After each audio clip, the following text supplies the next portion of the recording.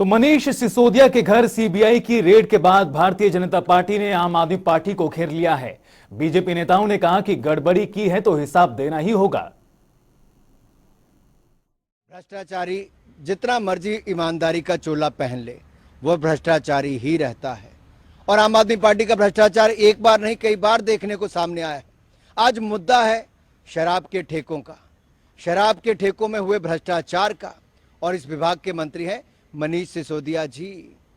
जिस दिन सीबीआई को जांच दी उसी दिन शराब नीति को वापस लिया।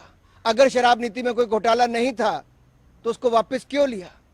क्योंकि शराब के ठेकों में भ्रष्टाचार हुआ। शराब के ठेकों में दिल्ली में भयंकर भ्रष्टाचार हुआ। अरविंद केजरीवाल और मनीष सिसोदिया की सांठगांठ सामने आई, इसीलिए शराब नीति को वापस लिया। सीबीआई और जांच की डर अरविंद केजरीवाल जी को मजबूर करती है ट्वीट करने पर कि ये शिक्षा नहीं, ये शराब की बात हो रही है और आम आदमी पार्टी के शराब के ठेकों में हुए भ्रष्टाचार की बात हो रही है। जनता को मूर्ख न समझें, राष्ट्र के नाम अपना संदेश देना बंद करें।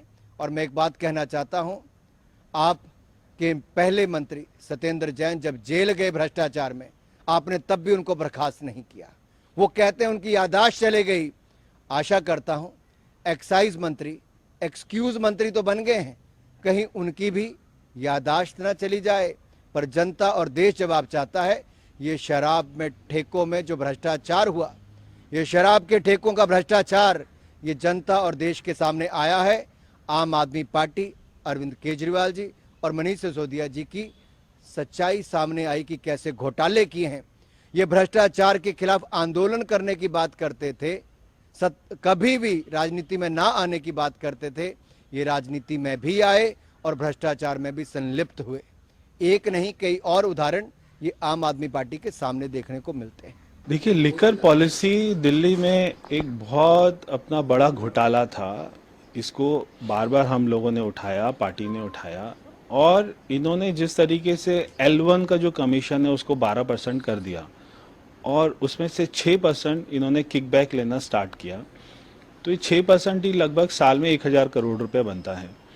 तो इसमें जितने भी लोग इन्वॉल्व हैं, जितने भी लिकर माफिया इन्वॉल्व थे, या जिन जिन लोगों ने ये पॉलिसी बनाई, ऐसे खराब तरीके से बनाई, और इससे सरकार को 3000 करोड़ का राजस्व का नुकसान हुआ।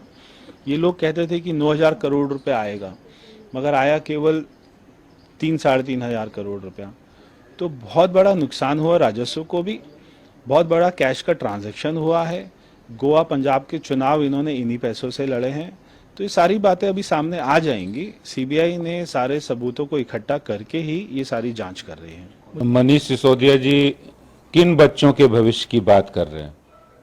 क्या वो बताएंगे कि वो उन बच्चों के भविष्य की बात कर रहे हैं कि आप शराब पीने की उम्र सीमा को 21 से घटाकर 18 कर देंगे?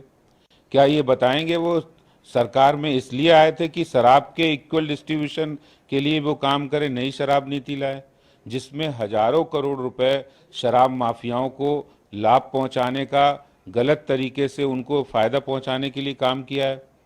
दिल्ली सरकार क्या नई शराब नीति के बारे में कुछ बताएगी?